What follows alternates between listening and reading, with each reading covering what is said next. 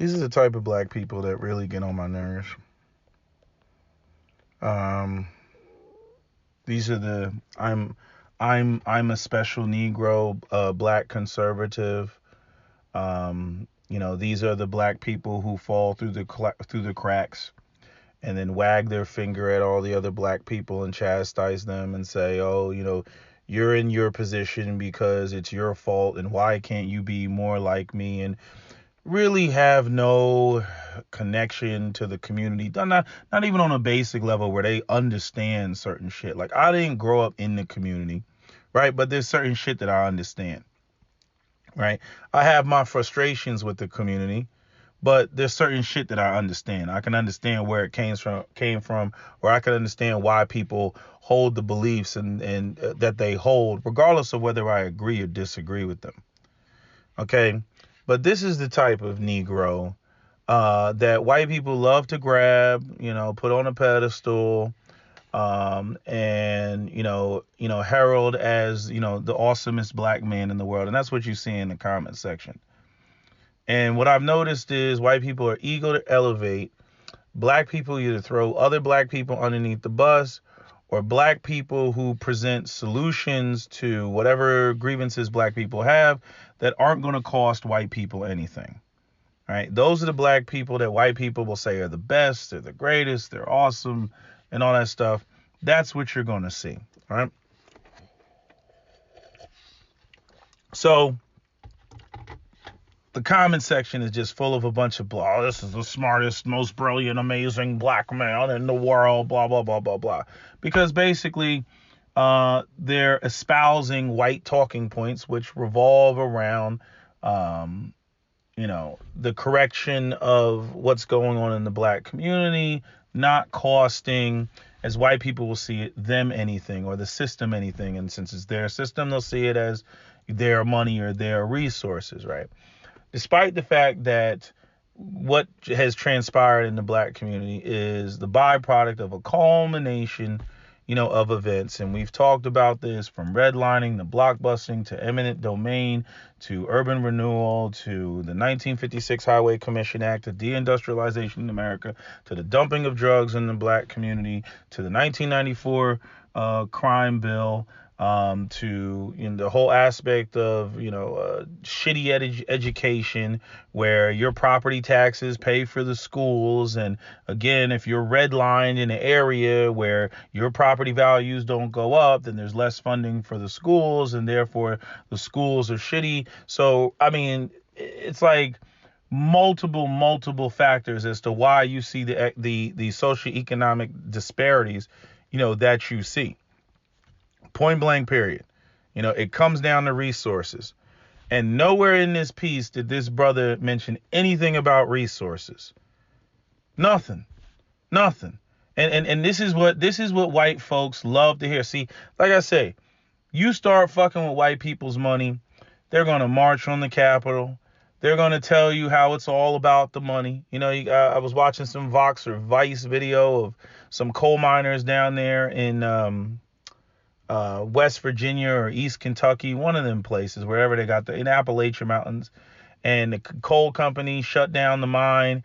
The coal miners had already extracted the coal, and then they weren't giving the coal miners their checks.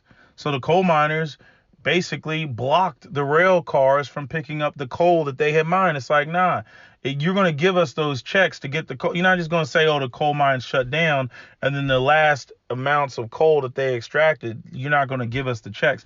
So I'm bringing that story up to showcase that, it's always about the money. And white people, it's like the most American thing in the world for white people to talk about money and jobs and opportunities, and they have families to support. You'll hear that. You'll hear them say that a lot. You're always the guy that knows what to say. He'll be the white guy. It'll be some money dispute with a corporation or company or a union and everything. And the first thing out of his mouth will be, "We have men with families." That'll be the first thing out their mouth. Men with families, which speaks to patriarchy and men providing for their families, right? It is irritating as all hell to me when I hear anybody suggest that black men do or that they're capable of doing the same thing as other races of men without having the same tools and having the same resources.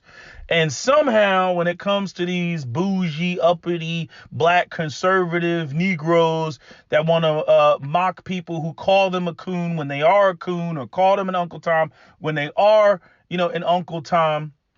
What was I saying? I lost my train of thought. They love to ignore that like they fell through the cracks, or ignore the aspect of the fact that they have resources that other people don't, so they can't do what they're claiming that they do. And then whenever they present a solution, it's never a solution that involves money.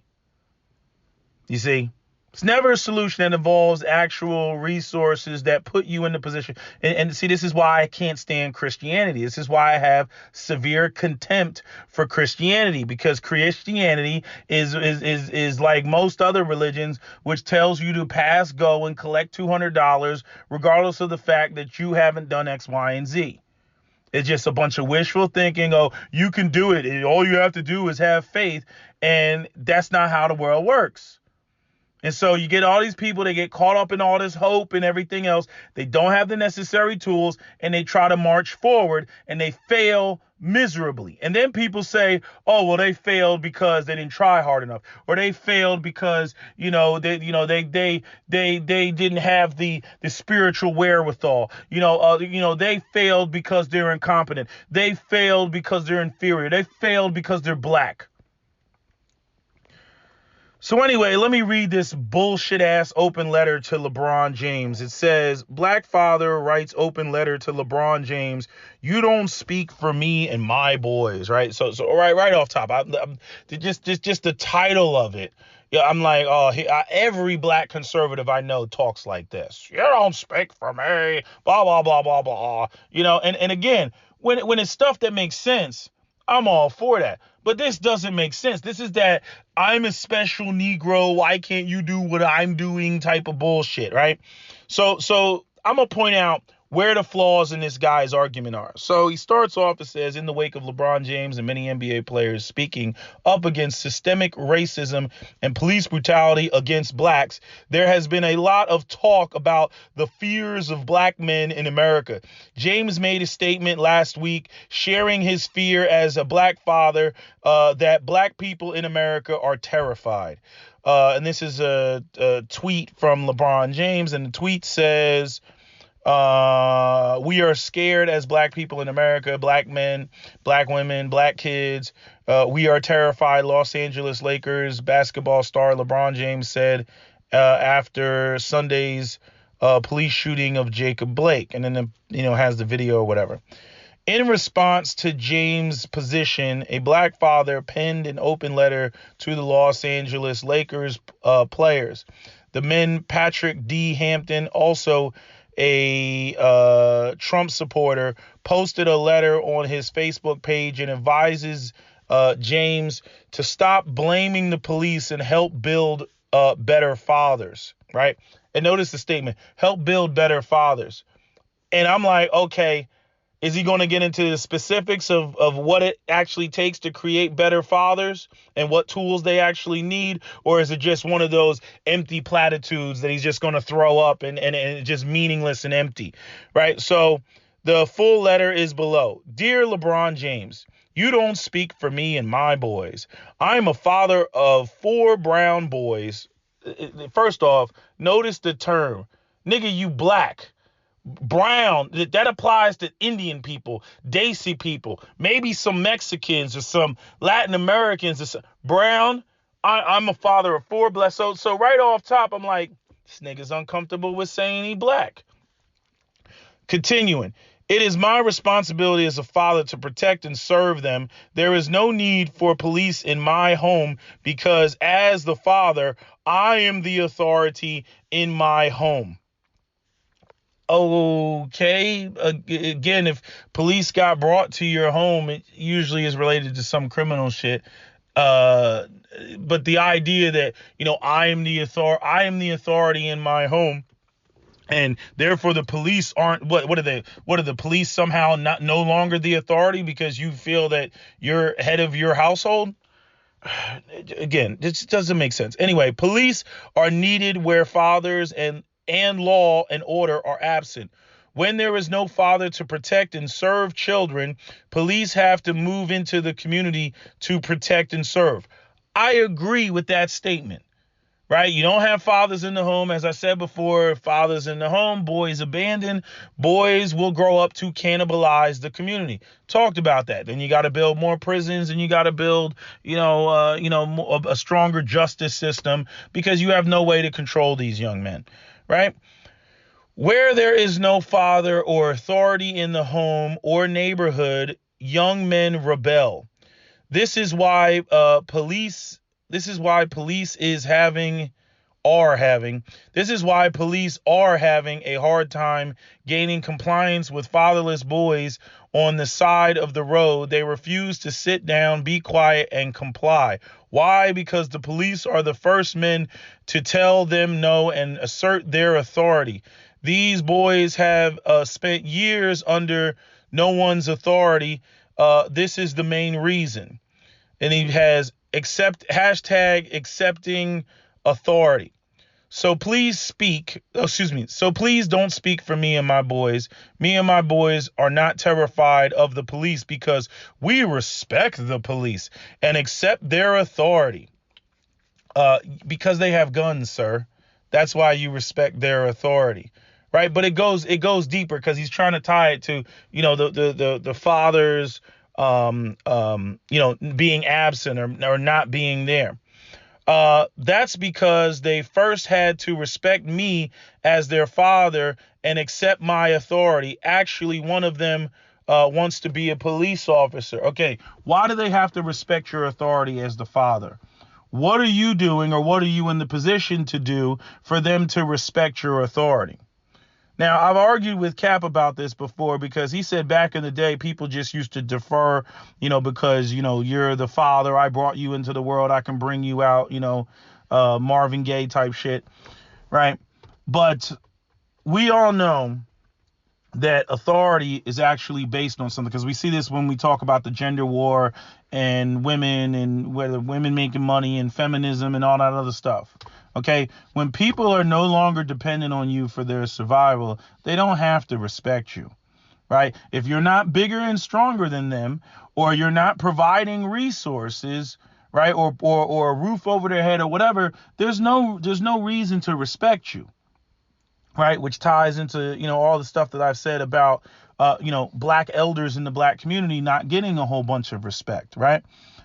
But continuing, he says, we are terrified of black men that kill each other in the black neighborhoods every day. We are afraid of black men that threaten us and call us coons and Uncle Toms for desiring to live a peaceful and successful life, a peaceful and successful life, that's going to require money. See, he hasn't mentioned money yet, and I'm going to get to that. We are aware of the fact that 93% of all black homicides are by black men, Justice Bureau of Statistics. Yeah, 93% of all homicides are by black men who live in poverty. See, we need to be perfectly clear about where all the homicides are if you want to talk about homicides and black men who live in poverty. If you really want to help fatherless boys like yourself, stop using fear tactics and guilt trips. Help promote legislation like equal shared parenting. And he puts this in capital letters. That helps divorced dads and single dads have more time with their children without paying more child support.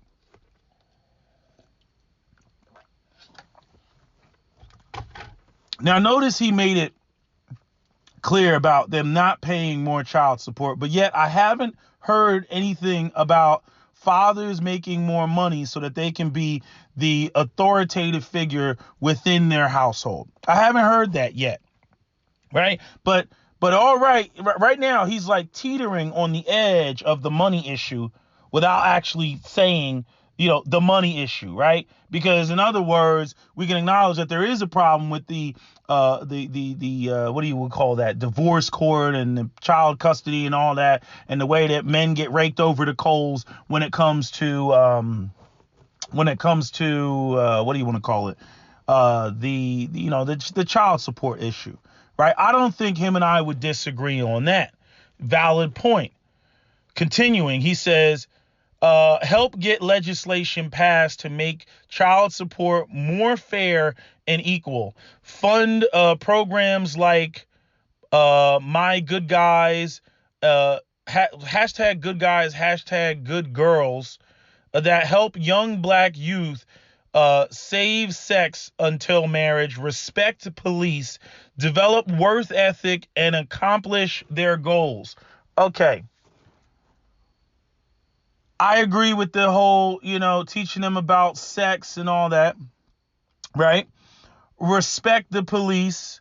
Again, when it comes to the respect,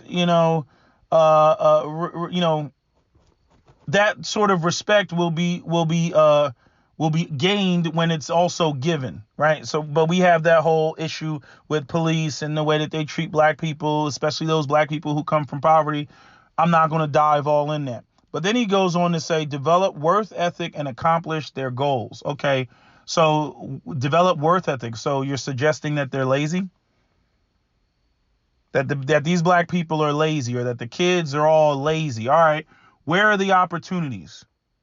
Where are the opportunities that black youth are rejecting, where you can say, here, I got this 50,000, 60,000 job for you to work so that you can support yourself? Or at the bare minimum, even, $50,000, that's like comfortably going out there and being able to date. But that's not the amount of money that I would particularly want to raise a family off of.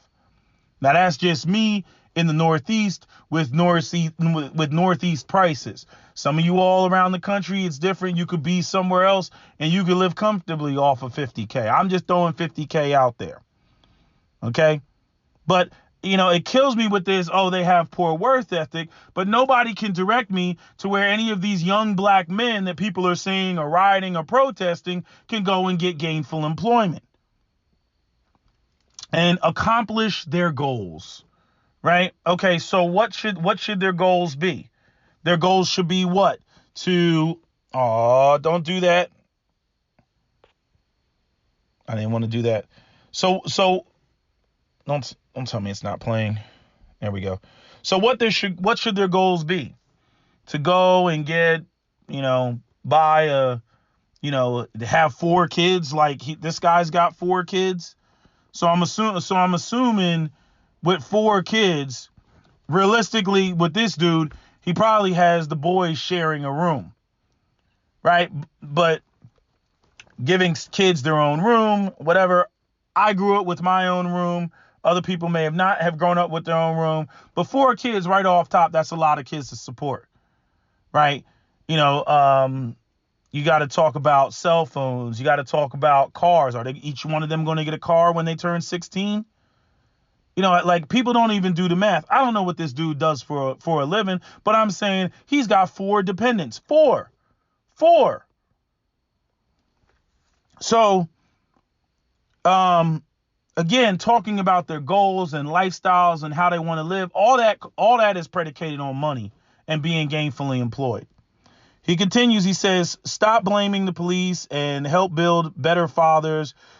Stop saying police need more training and train more dads and young black boys on the rule of law and police protocols. So again, this is that OTL shit, that obey the law bullshit. He's talking about creating better fathers, but I'm like, again, I have yet to hear the aspect of creating better fathers so that they can be the authoritative figure as head of households within their homes, being tied to gainful employment and economic opportunity. He's already brought up legislation for child court laws and what was he say? Equal shared parenting. Equal shared parenting is not going to fix the fatherless home problem in the black community. What's going to fix the fatherless home problem in the black community are some damn good unionized jobs. That's what's going to fix the fatherless home. But see, nobody ever wants to talk about this. They want to give you white Jesus. They want to give you Afrocentric orientation. They want to give you obey the law and all that. Again, all this shit of, despite the fact that you's all is po, okay, y'all need to accept your lot in life and follow the rules, okay? As though children don't recognize, I don't need to fucking follow the fucking rules because y'all ain't offering shit.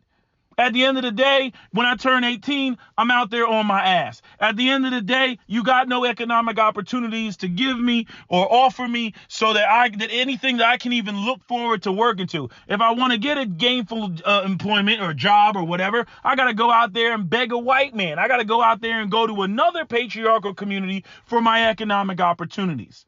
You see? So again, I don't care who the fuck it is.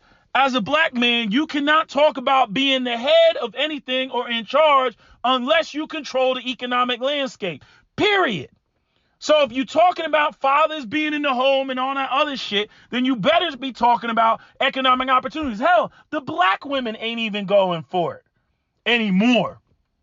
They're not going to let you run shit or be in charge. Not that they ever particularly did, but even the idea, even you uttering your lips to say that you head a household and everything, and she's bringing in more into the household financially than you are. We got a serious unemployment and underemployment problem when it comes to black men.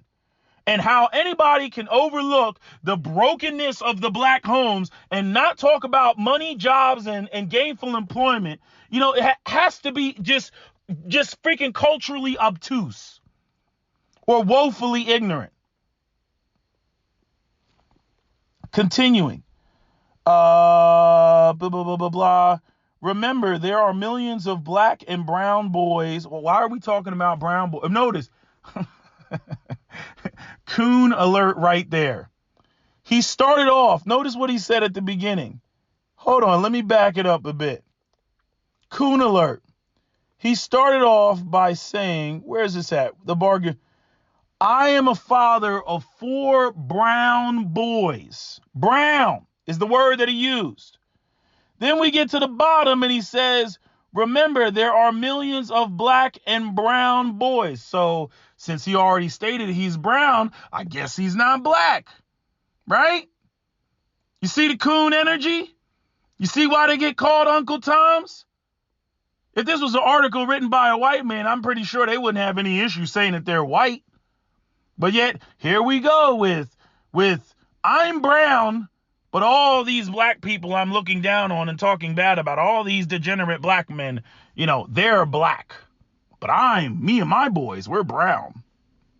See, right off top, coon energy. And again, the system of white supremacy is very keen and quick to freaking elevate these type of guys and put them up on a pedestal, which is why we're even talking about this shit. Remember, there are millions of black and brown boys out there that are not being killed by police. They are alive and doing quite well. How? We obey the law, comply with the police, and if the police does something wrong or unethical, they live to fight in court and not the side of the road. Signed, Patrick D. Hampton. First off, we obey what do you say? They are alive and doing quite well.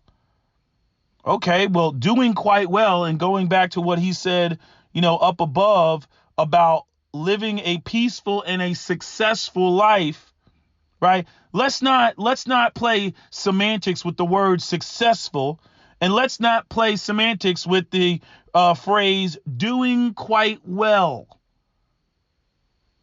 When you see a homeless guy on the street, do you say he's successful and doing quite well? No, you don't.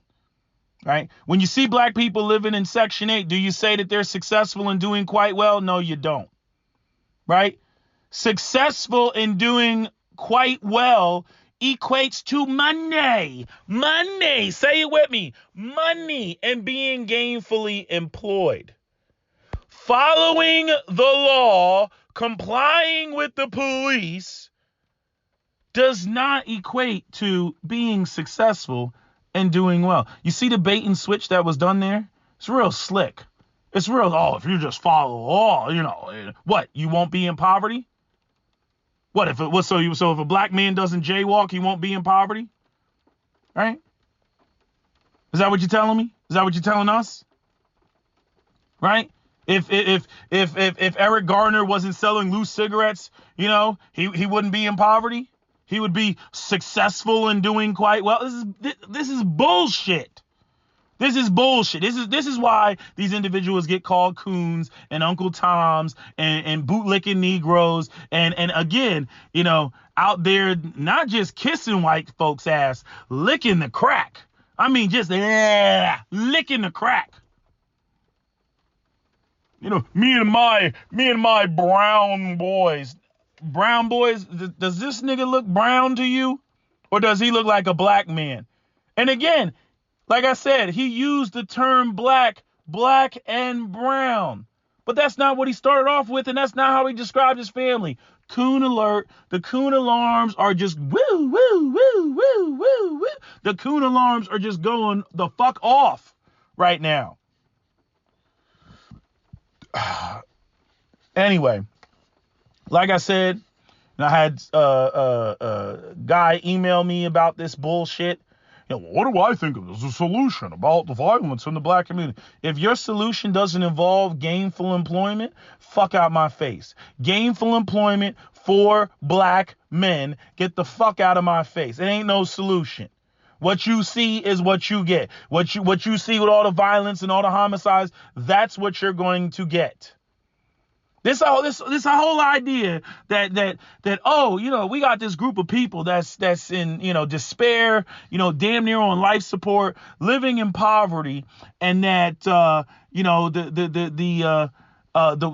we stop the crime is just to, I don't know, ban guns or use white Jesus or give them some different orientation. Everything but talk about jobs and economic opportunities. Everything but that. Everything but what's going to put money in your pocket and food on the table and pay for the property taxes so that they can have better schools and so that a lot of the deteriorated infrastructure in the black community can be fixed and repaired, including the over 100-year-old row homes that black people are living in, which used to just be the bee's knees where all the white people lived. You go back and watch some of them row homes in Philadelphia. They got a picture of row homes in Philadelphia where they came out in the 19-teens and they were watching baseball games. People were going to people's row homes and they were piling up on the rooftops to watch baseball games over the fence of the baseball team until they had to build a bigger wall so that people couldn't watch the games. They wanted people to pay, right? In other words, is that not, white people being, quote unquote, what would be labeled as stereotypical niggas? I'm like, why don't you want to go in there and pay for the baseball game? Why are you trying to cheat the system and watch the baseball game from people's rooftops? I don't know. Maybe the first question we should ask is, how much were the baseball tickets and how much were those people making who were watching the games from the rooftops? How about that shit?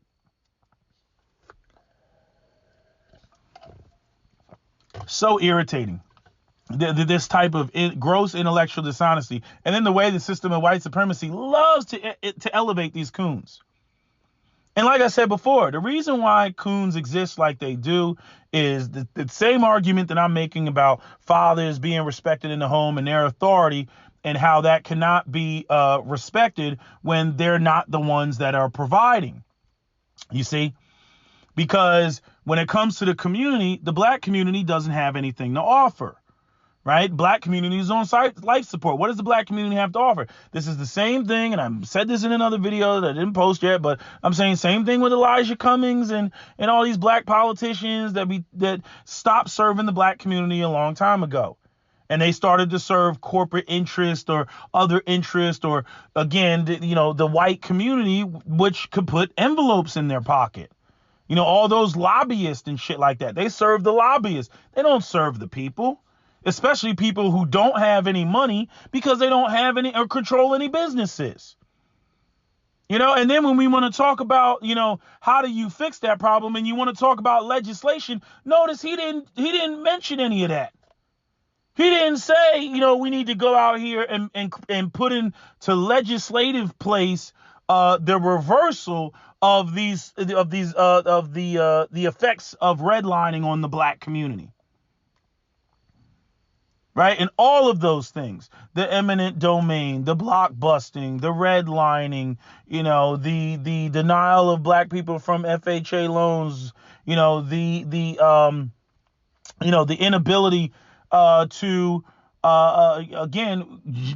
generate an equity in your home. All these things that are used to build capital, get loans, make moves, start businesses.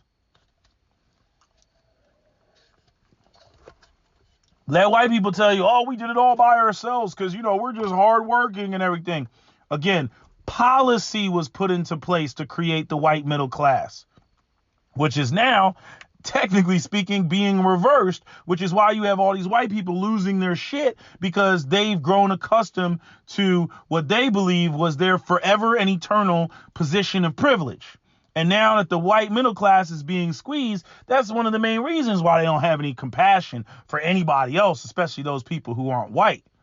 They feel that, if anybody should get anything, it should be them. And then all the other groups of people, especially black people, they should just be, in the background somewhere, living off of the exhaust fumes. So again, classism comes before race. It always has. The people at the top, the people that control the system, look like the working class white people that are always online bitching up a storm. They're the wealthy ones. They're the ones that got all the resources. I mean, you got to really think about it. People sitting there, they running around listening to Glenn Beck. Last time I checked, Glenn Beck's net worth was 10 years ago, and it was something like $20 million, like what he was making or some shit like that. His net worth is probably way more than that now. He's probably in the 50s of millions of dollars to the hundreds of millions of dollars. You see, the people that these people listen to are millionaires. They always want to talk about Bloomberg throwing his money around. And don't get me wrong, I agree totally with you. But I'm like, look at the conservative people that you listen to. All these people are multi-millionaires telling your working class ass who you should be angry at or who you should hate and whatnot. And sit there and act like they're suffering just as much as you, and then go up there and label all this. Oh, there's this attack on white people and this attack on white American culture and da da da da da. And these motherfuckers are sitting there driving around in fucking Lamborghinis and shit that they don't allow you to see. Anybody know where Glenn Beck live? I don't know where Glenn Beck lives. You ever seen Glenn Beck's house? I'm pretty sure you haven't. If you did, you'd probably be like, oh, holy fucking shit. Damn, dude, what percentage of your taxes do you pay? You see? And how did Glenn Beck make all of his money? He made all of his money on what? On fucking, selling you all this shit about, white victimhood and whatnot. And y'all ate it up. I remember the Obama years. Right? I mean, he was so wild with it. Fox had to let his ass go. It was like, oh, dude, you just, he had all the charts and connecting the shit to this and that and all these fucking crazy wild ass conspiracy. And people ate that shit up. And then he went off and then created his own shit. I don't know what else to say about it. These coons keep being presented all the time. And black people really don't have much of a counter to it. And even LeBron James, even if LeBron James read this and saw this, or LeBron James couldn't articulate what I'm articulating right now. Aside from the fact that, because he's a celebrity, he can't go that deep into the shit and really have these conversations that with black people really should be private, but fuck it. The internet's here. Fuck it. Right? So everybody knows what everybody else thinks because of the internet. But I'm just saying, you're not going to get any black person on television. You are not going to get the appropriate response to this bullshit right here. You're not going to get it. You're not going to get it. You're going to get people who dive into, they start trying to have these moral arguments. And I'm like, this ain't about fucking morality. It's about money. It's about motherfucking shmoney. That's what this conversation is about. Like I say all the time, you can talk all the shit you want. You ain't going to get around me when it comes to the money. You are not getting around me when it comes to the money. You can talk all the moral shit, sweet twinkle of white Jesus in your bosom and all. You can talk all that shit you want. You're not getting around me when it comes to the motherfucking money. You are not going to have an intact anything, an intact community, patriarchy, whatever, if you do not have black men in their community that are gainfully employed and control the economic landscape of the community. I don't care how you want to dice it up. I don't care what you want to sprinkle on it. That is what it's going to take. That's what it takes in every other community. That is what it's going to take. Without that, society collapses. It implodes.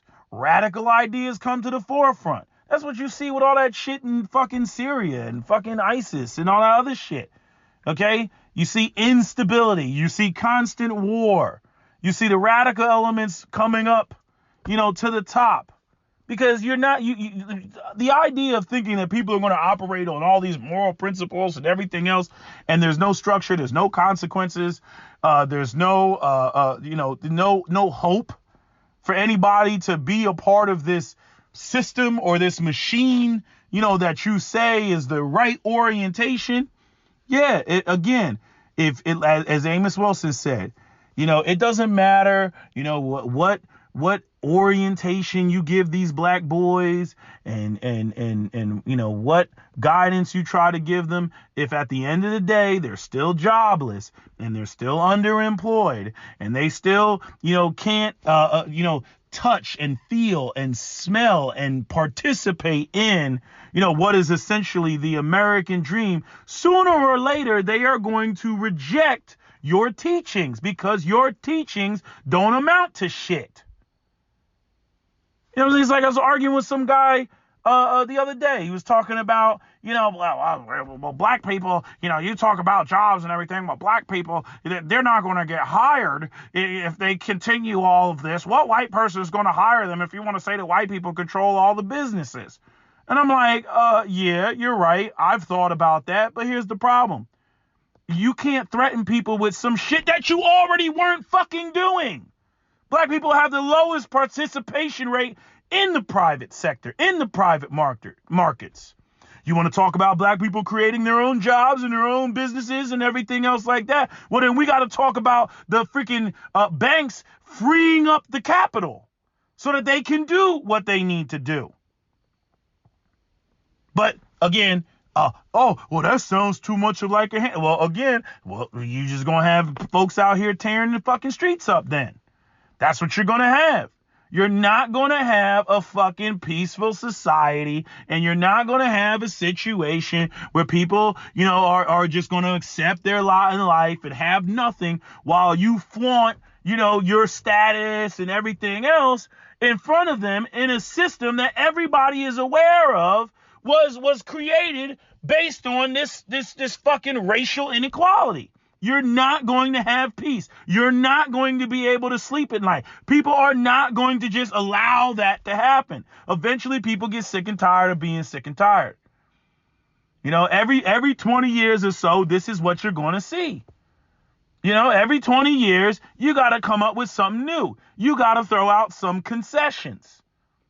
And then people go home. People are satisfied with the changes that are made. And then you have another 20 years when the children of those people look around, they're like, wait a minute, hold the fuck up. And they're looking all around and they realize this shit is, this is a bunch of smoke and mirrors. And then they go out there and have their, their revolution or whatever you want to call it, or their protest or their rioting, whatever. That's what you're going to see.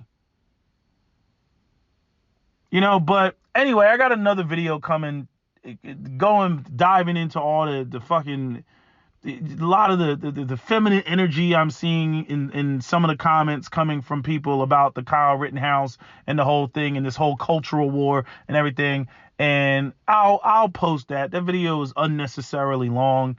I was just ranting because I was like driving at the same time I was making the video and my attention span was split. So it's not as cohesive as I wanted it to be. But, I mean, this is all I got to say about this, so that's my video. SWP out. Fuck that! Shoot me in front of my baby, you fucking pig! He said he was sort of ready, but he doesn't care until, you see something. I'm on private property! I was on private property! Your ID! For what? What? You have no right! Bullshit! I took you bullshit! That was not true! I had my seatbelt on, you fucking lying shit! We just put up the full screen here, but he said last night in Air Force One. I fucking beat on the ground! Stop! You have no right! You're on private property! It's making it worse. And then you have another 16 in 2 weeks, and then, as you know, we have 200 billion in advances. After the 200 billion, we have $0 billion. It's not black. I know my rights. Take out your ID! You stupid fucking bitch! There's my fucking license, you piece of shit! You wanna pull a gun on me in front of my fucking kid?